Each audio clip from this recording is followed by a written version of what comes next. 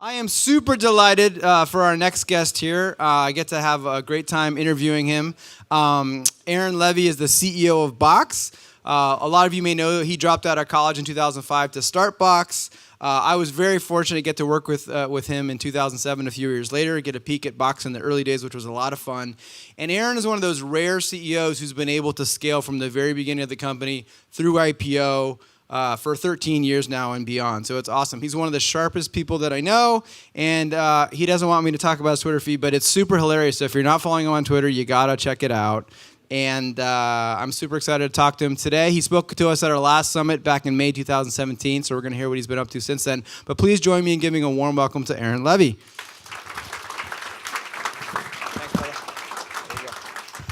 Thank you, thank you. All right, so I'm not going to ask who's heard of Box. I'm sure everybody's heard of Box, but some of you may not know Box's story. So you can just do a quick little summary, short history overview of. How short are we talking? Yeah, just a couple minutes, 2-3 minutes. Okay. 4 minutes. It's all good. It's a fun story. So we started Box in 2000. We got the idea in 2004, and the idea was really simple. We were running into all these problems around sharing files and accessing files from anywhere. Obviously, kind of really stupid simple idea and problem. If you remember in the late 90s, maybe some of you will know, there were a couple of companies that were trying to solve this problem called online file storage. There's this company called XDrive. Did anybody is like the founder of XDrive in this room? Can I say anything about XDrive? Did anybody work at XDrive? Did anybody know anybody that worked at XDrive? Okay, good. Oh, you do? Did you actually? Yeah. Wow, who'd you know? Okay, and okay, okay. So we had this. So no, but I mean, it was just wrong place, wrong time kind of situation where like the cost of a hard drive was probably realistically about 1,000 times more expensive than it is today. The internet was a hundredth of the speed of that it is today, and so you just wrong time in the late 90s to store data online, too inefficient, too cost prohibitive. The user experience wasn't that easy. So fast forward 5 or 6 years later, 2004. Firefox had just sort of come out. The cost of storage was dropping pretty rapidly. Internet was speeding up, and we said, okay, what if there was a really easy way you could access files from anywhere and work from anywhere, and so we launched this idea. It was called Box.net. We rented this domain name for $500 a month and launched this website, and people started signing up. Within literally a few hours of launching. And it was incredible. It was the first time that we had built a website that actually people signed up for. So it was like this new feeling that we had never experienced before. My co-founders and I, we had gotten, we all went to high school together, and we'd gotten really good at launching websites and then shutting them down. Like we had perfected the art of like, how do you launch and then shut down a website because nobody signed up? So we launched the site, people started signing up, and are we hearing a audio? Oh yeah, we're doing a time delay. It's probably like routing around the world to come back here. Okay, it's AV in the cloud is the problem. Okay, so yeah. Okay, so we're good now. So launched the site, people started signing up, and then we got to a point where enough people were signing up that we decided we had to drop out of college because it was just getting way too hard to do both things. So we moved up to the Bay Area. Moved to Berkeley first and then Palo Alto, and then met this fine gentleman who helped us with improving the product, virality, the business model early on, and then a whole bunch of other things we had to do since then. Cool. Yeah. All right. And just real quick, how was the IPO? Well, the IPO itself wasn't good, so thank you for asking. But eventually, things got better about that process. So we've done we've kind of literally done every single possible type of thing a startup can do. We've raised too much money. We've had down rounds. We've had up rounds. We've had bridge rounds. We've had loans. We've had every possible like matrix of permutations of what you can do as a company we've gone through. We've had a IPO filing that we had to pull back, and then an IPO filing 9 months later, and we went and through that. But ultimately, it's I think it's been a fun, exciting experience all the while. I'm sure that it's extremely stressful at times.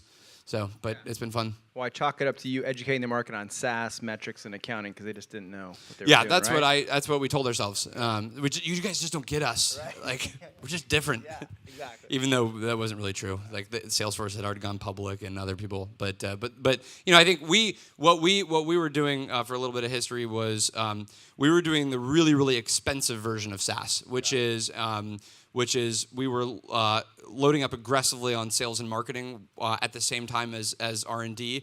And just the two things combined made it very, very expensive. But we did it because, at least in our case, we knew that from an economics, the model allowed us to acquire a customer, and we knew that they would stay with us for many, many more years because, fortunately, if you help a customer manage and secure their data, they tend to be relatively sticky, assuming you're making them successful. So we knew that it would be wildly profitable to acquire customers, and that there was this window of opportunity. It started around 2010, 2011, where we saw that there was this opportunity where if we didn't strike right then, we would be losing all these customers to a different technology. So we loaded up on venture capital, invested pretty significantly in building all of our go-to-market, building all of our R&D, which meant that by the time we went public and IPO'd, we were showing a lot of losses. But it was because we were ultimately acquiring customers that we thought were going to stay with us for a really long time. So. Well, in Spanish, the word for loss is also the word for investment. So. Oh, that's cool. Yeah. Okay, we didn't know that at the time. Cool. So. All right, cool. So I know you think a lot about core principles. And last time we spoke, we talked about some of the top product principles you think about. So what are some top of mind principles that you think about for product, they're relevant to product leader audience as far as when they're thinking about the product? Yeah. So I think, and this sort of pertains to the history of the company. So when we dropped out and we moved to Palo Alto and we started. We raised a Series A, and the Series A was $1.5 million, and that was just enough to kind of get us maybe 18 months of runway. So we had kind of 18 months starting in 2006 to figure out what the business was going to look like. We were super scrappy team, maybe 10 people at the time. By the time the Series A came in, we had 5 actually at first, and then we hired a few folks. And so we had 18 months to figure out what the business was going to be. And throughout that period, we sort of meandered between a more consumer-leaning company, a more enterprise-leaning company.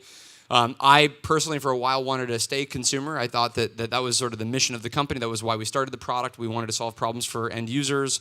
I had a co-founder, and then we had some early employees that said, no, you got to go enterprise. This is the only viable business model that we would have. One of our investors sort of really encouraged us in that direction. So we got to this juncture about 12 months into really the more serious era of Box in 2007, where we said, okay, we have to either be an enterprise software company or a consumer company, and we had to make a call of which way we wanted to go. And so when we studied that decision, the key was we ultimately realized that in the consumer space, our market was going to be rapidly commoditized. Big companies like Google, Facebook, others were going to give away storage for free, infinite amounts of data storage because they had business models that would really align to doing that. And in the enterprise market, we could actually be this disruptive technology that could go and actually be more of the disruptive innovation in more of the classic enterprise software and infrastructure categories, document management, collaboration software, storage infrastructure, et cetera. So we didn't know it at the time, but if you now read like Innovator's Dilemma, we were almost like a perfect case study of Innovator's Dilemma for legacy enterprise software in content management and collaboration. So it was this idea of something that was this low-end disruption. It looked too simple to really matter to enterprises. It didn't seem like it was going to solve the really hardcore industrial strength problems. But what it was doing, it was peeling off the customers that were being overserved by traditional enterprise software. So it would peel off the marketing teams of Procter & Gamble and the teams where something like SharePoint or Documentum or traditional enterprise software was overserving that customer base. It was too complex, too hard to use, et cetera. So we said, okay, we're doing this. We didn't know it at the time, but we were doing this low-end disruption. And we said, okay, this is sort of our route into the enterprise where we're never going to have as many salespeople as the big incumbents. So we're not going to have as much distribution. But there might be a different turning point in this model, which is if you focus on the user, you come into the enterprise via the user. This was sort of right when consumerization of IT was starting to happen. If we come in through the user, then we could actually sort of surround the IT organization, prove that there'd be enough value in using our software, and then we could go and sell an enterprise instance or license to that customer. And so that was the original theory when we decided to pivot to the enterprise market. And along with that, we said, okay, if we're going to become an enterprise software company in terms of our business model, how do we retain the strengths and the ethos of more of a consumer-oriented product company? And because we knew that was sort of our core differentiation. We come in through the user, we build software that users hopefully enjoy using and make them successful, but then our business model is to sell enterprise technology from an IT, security, compliance, data governance standpoint. And that was ultimately when we've been basically doing that for the past 10 plus years, is this living right at this intersection of software designed for the user, but basically built and sold to the enterprise. And that has effectively designed driven our core product principles over the past decade, which is first and foremost, everything we design has to be done through a consumer oriented mindset in terms of the designers we hire, the PMs we hire, the ways that we think about innovation, the way that we think about A/B testing. All of these things would look a lot more like if you worked at a consumer technology company or a product company as opposed to a classic enterprise software company.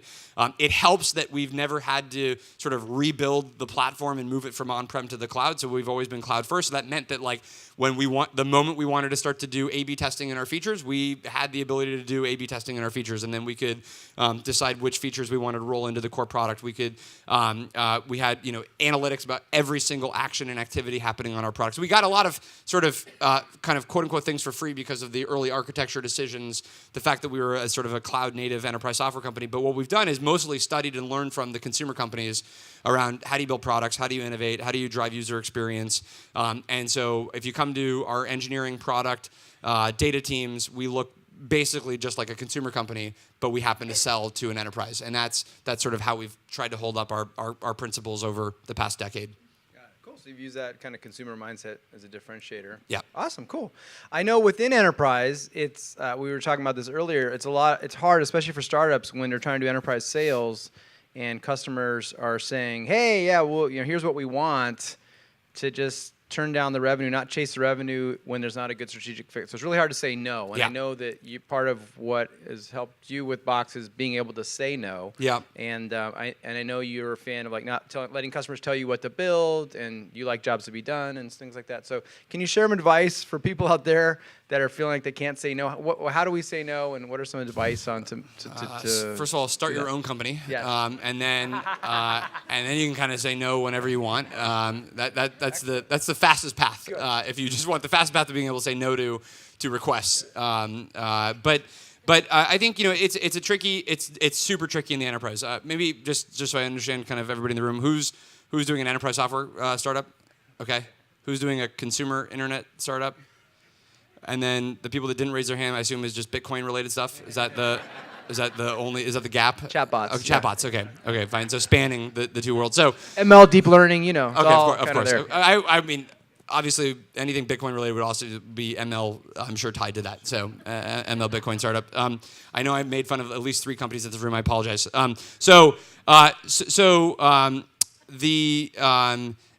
It's really, really tough. Like everything I just described. It's like what's on the whiteboard of our strategy or what's on our strategy document. The real life version is really freaking hard because like all of the things that you can take for granted as a consumer software company, you don't get to do in the enterprise. Like a really, really small example that is not like one of our strategic issues, and I'll get to some of the more strategic ones, is like in a consumer company, you can just literally decide when do you want to email your users. You can have different kind of alerts for them. You can send them newsletters. You can do viral growth mechanics. You can try and do win-back campaigns. In the enterprise, those aren't really our users. Those are the users of the organization. And so if you've built a relationship with a buyer who is not actually they're just representing the user population, you don't get to just communicate to those users like you do as a consumer company. So we have these 1,000 differences that exist when you're an enterprise software company versus a consumer company. So the real test is what things can you actually bring and sort of can you graft in from the consumer world to the enterprise, and which things do you have to think a little bit differently about. So early on, one of the challenges and one of the big issues we ran into was you'd have customers that would come in with incredibly logical feature requests for their specific needs or where they were on their journey of using the cloud. So in our case, it was the really easiest one is most of our customers early on said, I really like Box. It's great for sharing files, et cetera, but I want to be able to run it in an on-premises environment. So I want to be able to run it in my data center. And unfortunately, we had competitors that were willing to say yes to that. We had competitors that were willing to build something that sort of kind of felt like Box, but run it in their data center. And so you can imagine now you're a sales rep. You just joined our company and you sell to the banking industry. and you come back to HQ and you're like, hey, I've got this $5 million opportunity. All I have to do is just be able to, fork the code base and have a customer be able to run it on-prem. And I'm this annoying 23-year-old saying no fucking way. And you're like, well, how am I going to hit my quota? How's this going to work? And that was like, we ran into 1,000 of those over the first 10 years of the company, because we were either fighting security teams or IT teams or compliance teams or privacy groups. But what we said was the core principle that we sort of honed in on was, we are only going to build things that we felt were aligned to our long-term strategy and focus on the user. And we're not going to do anything that can compromise the user experience or impair the user experience, even if there's a certain degree of amount of dollars on the line for that decision. So if, for instance, having a customer run our service in their own environment would mean that we wouldn't be able to keep that up to date with our latest features and our latest user experiences or our latest integrations, we would say no. If a customer was looking for a small security feature that was going to let the security organization control what kind of data end users could share, and so thus that would mean that we would just be repeating the same problems that the on-premises software created and why people hated the on-prem software so much, then we would say no. And now that meant that only a certain kind of customer base would self-select into our product, because we were basically saying, here are the constraints that we have. And so I think there's basically sort of 3 categories of customers that we would deal with. One category we just had to say no to. One category said yes to those constraints. And then there was this middle ground, which is what they're asking for is entirely reasonable. The way that they're describing their ask or the request is going to veer us off our roadmap, but maybe there's a way that we could partner and find a middle ground where we can go to them and say, hey, we can't exactly solve this problem for you in the exact way you're describing or the way you're used to, but we can get you to the same end result. And so you're going to be able to accomplish the same ultimate goal. You're just going to have to think about it differently, and that will let us both solve your ultimate desire, which is to have a great user experience, but be able to solve this additional problem as well. And so we had to, probably about a third of our deals landed in that category, which is you're asking for something entirely reasonable. The specific request of how you're asking us to design it is not going to work. Can we find a middle ground? And that's where being able to just be as open, transparent, collaborative as possible with your customer is incredibly important. And I would say that it's that is what we've tried to do even to this day. And everybody faces their own version of that. The big challenge is if you don't have extreme clarity, if you don't know which things are going to veer you off your roadmap, if you don't know which types of decisions are going to lead to you not ultimately being able to build the right product, that's how bad products ultimately get built. Because then, imagine that every time a decision comes up, if you don't really know, is this going to align with our 10-year product vision or product strategy, and you start to kind of accumulate all of these other bad decisions that you have to maintain forever that completely veer you off your course. And that's what we at least were very, very principled about early on.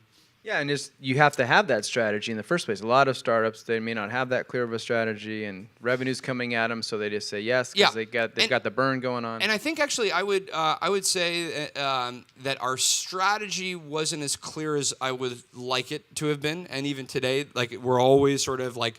We always leave a little bit of room where we're not exactly clear because the market's just changing so rapidly. Like we can't perfectly define all of the things about our product in the future, but where principles are insanely important. If you can be really clear on your principles of like we will not create features that could compromise how the end user is going to interact with our product and let some other third party compromise that user experience, whether it's an IT manager, whether it's a third party partner, then actually you don't have to have all your strategy fully figured out, but you do have to have principles that tell you how to kind of go left or right at each of those decisions. So it's awesome you're clear on the principles. As you grow and get bigger, how do you make sure everyone in the org or enough people in the org are clear on those principles and you have consistency? Lots of meetings. Right. Just literally we just meet a lot. And I thought maybe you just put it on posters and then people sort of interpret the posters differently.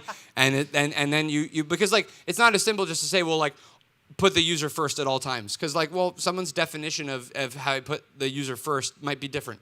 We might not have a universal agreement on what that means. We might not have a universal agreement on build APIs for every feature. How many, do I have to expose every single feature via API? Do I, so we've tried to write down the principles, we've tried to describe them, we've tried to promote them, but ultimately it is about It's just about making sure that we're meeting constantly, that there's a shared dialogue, that there's a both tribal knowledge, but as well as like constantly pushing our own thinking on some of those principles, and then just literally being able to hash it out on a real-time basis, on a per product basis. Cool. All right. Well, the Box product has clearly grown and evolved over time. And you gone from a single product to multiple product offerings. Can you talk to us about how you shaped that evolution as people here are going from one product to multiple products? What kind of advice you have for them?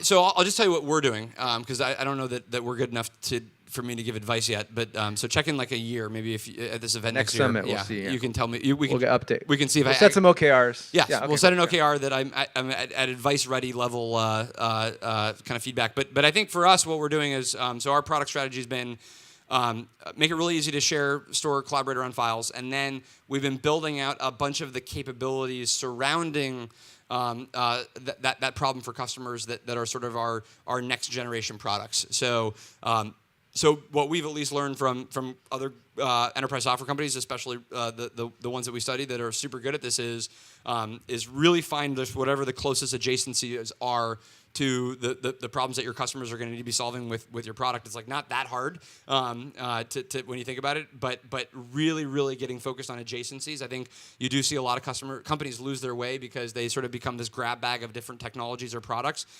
So we've tried to be very clear about we have to focus on adjacencies, and the adjacencies are really easy to prioritize because you just look at all of the things that customers are having to work around your product to solve. And that basically becomes your roadmap. Like the things that customers are on a heat map basis telling you your product doesn't solve, so they're finding another solution for, or they're building it themselves. That basically becomes the sort of markets to enter. It doesn't necessarily tell you what to build, but it tells you the problems you need to go solve. And so we've just been on a multi-year journey, past 3 or 4 years, on how do we go into many of these domains and sort of build out the next set of solutions that we can bring to customers. Cool. All right. So, Box started out as the upstart way back in the day. I remember it was like David and Goliath little, but you guys had the SharePoint billboards going. Yeah. You were worried any day Google was going to launch G Drive, yeah, I'm right? sure that PM is in this room, and you've caused much stress in my life. So thank you. Okay, yes. Sorry. Last time we thanked Apple, Google, and Yahoo. Remember we that? did? Yeah, it was great. Okay, It was excellent. All right. So the interesting thing, and you mentioned innovator's dilemma. So how do you think about preventing Box from being disrupted by the next Box? Well, I mean, if only we were in such a glorious position where I was only worried about us being disrupted by somebody else. I think we're still very early on our own journey of sort of fighting the incumbents. When you look at our business, we'll do a little over $600 million in revenue this year. The total addressable market that we think we address is a $30 to $40 billion market. So we're a couple percent of the total size of this market. So most of our time is focused on how do we make sure we continue to fight back the incumbents and the sort of, in many cases, kind of complacency of the market of just like, going with the bigger company solution. So we are not yet that company. So most of our time is trying to stay, keep other companies on their toes. But I think it's all one and the same. Anything that we do to be more disruptive will equally protect us from being disrupted ourselves. It's by making sure that we keep track of and always be thinking about, the companies. Like the essence of disruption is you're no longer solving the customer's problem in a way that is like either affordable or attractive or in a simple enough way, and like that's how disruption works.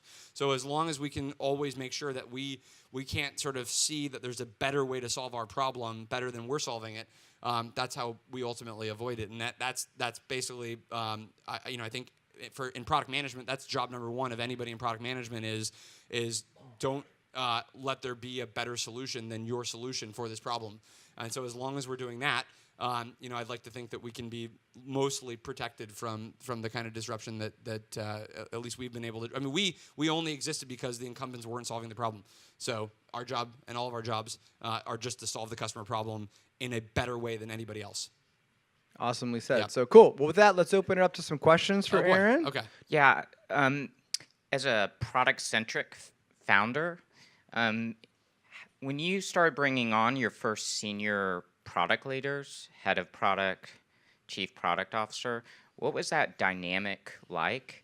given that given that you're so product centric, and Yeah. did you have to go through multiple rounds of product people to find the the right thing that you thought would complement what the management team and you guys as founders needed? This is exactly. This is either going to be a therapy session for you or me.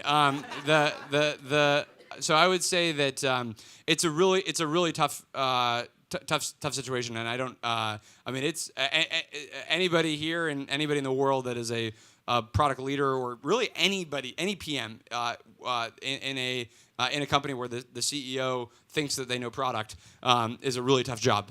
So I commend anybody who is willing to go along with that.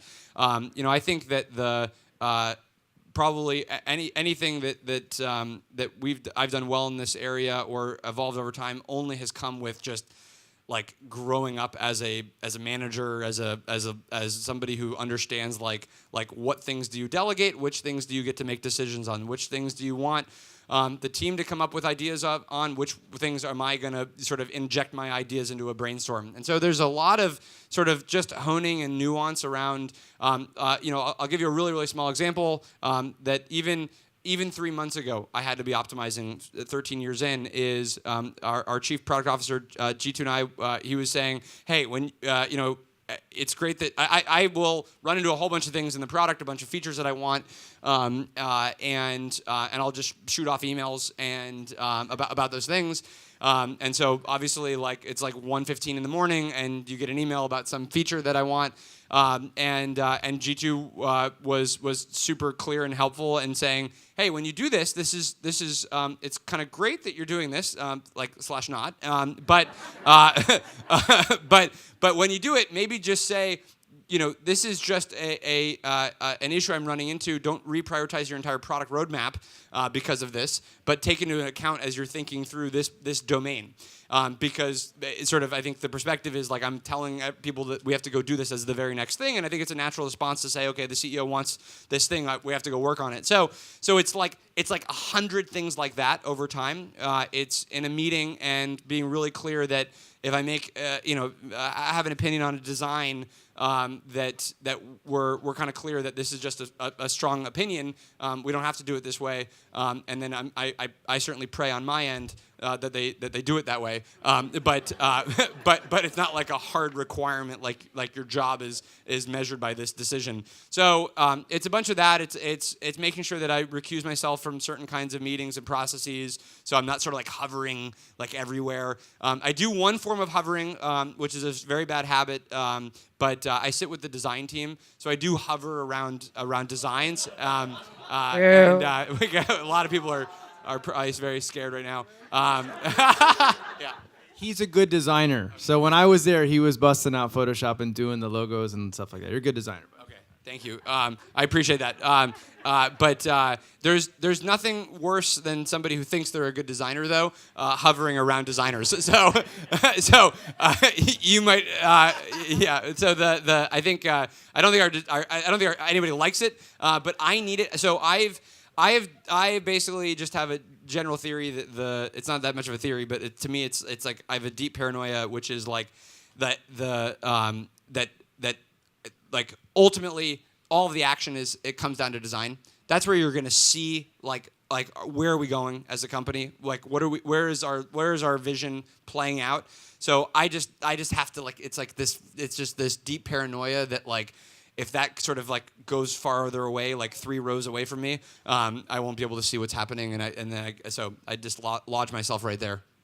Yeah. So we're gonna just take 2 more questions, and Sorry, that's it. I'll try and be shorter. So the pressure's on. It better be good questions here. So okay, so we're gonna take one here, and then Matali.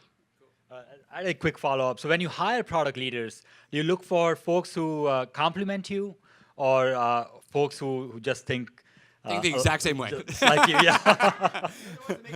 Yeah, yeah, exactly. I think that I think that the challenge with this is like it's hard to give any generic advice because there's 1,000 permutations you run into. Like you might have somebody that thinks totally different than you, but you've got such a great stylistic interpersonal relationship that can work. And there are some people that think exactly the same way as you, but actually that like self-combusts because like you're too similar. So I think in general, like, you want somebody that is able to solve a bunch of things that you can't solve or don't solve. So in my case, it's somebody who's going to be really operational. It's going to be somebody who's really gone on the strategy side long term. So that part is aligned, hopefully. No company could survive if with a product-oriented CEO and a product leader that was fundamentally trying to build something different. Like that will not work whatsoever. But a product leader that brings in different perspectives, different backgrounds, different ideas, different types of challenging viewpoints, that's necessary for probably a successful company, unless somehow the CEO just had the perfect vision on everything. So I think you want enough of challenging, enough pushback, enough sort of new ideas, but there has to be a fundamental shared vision of like where the company's going, where the product is going, because the moment that starts to deviate more than 5 or 10%, you start to see disproportionate impact ripple through the company, and that's obviously incredibly dangerous. Okay, last question.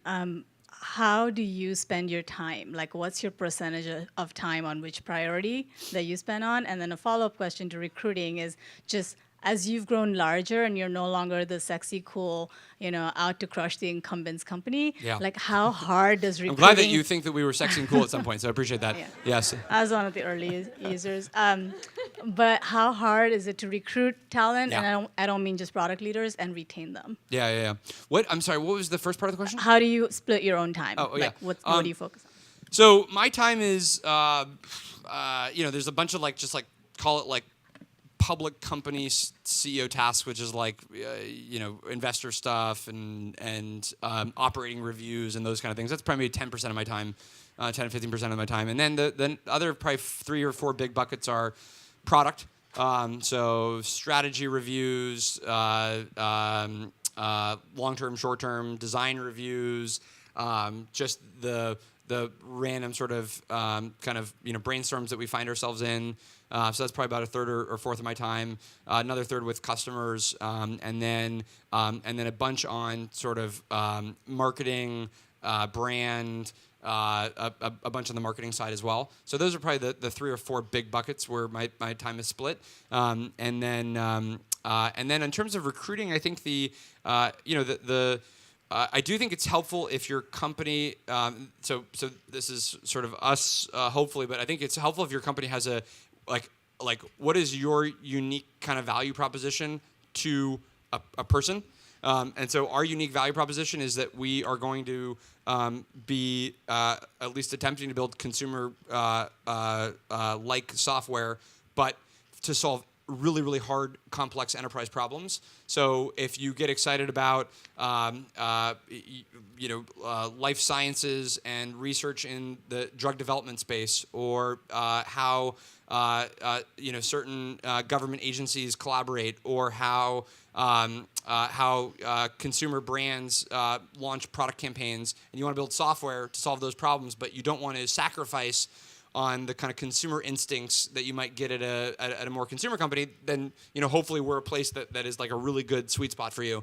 So I think it's really good to kind of know what is it's sort of like your business model but applied to a person. It's it's in our case it's we want to build consumer grade software for the enterprise, which means that there's going to be a really, really specific kind of high caliber person that wants to do that also, and you just have to find wherever that talent is. And I think everybody has the ability. Necessarily if your company is going to succeed, you're going to have something unique about the company, which then translates to unique about the product management role, because you're ultimately delivering whatever that is. So I think having a deep alignment between whatever that is to the product function is super useful. That's at least what we try and do. Well, sounds like Box is a great place for product people to work. Yeah. If you want to be in meetings with me, totally. Yeah. So not a designer, not so much. Yeah, designer, not so much, but product. Yeah. Probably not. Cool. All right, cool. If you want somebody hovering around your desk, just like this, like watching your computer screen, like popping on the up. Segway, right? Yeah, you're kind on of the Segway. Yeah. Yeah. Awesome. Cool. Cool. Awesome, guys. Well, Thank please you. join me in giving Aaron a big Good to round see of you. applause. Thanks, Thank bud. you.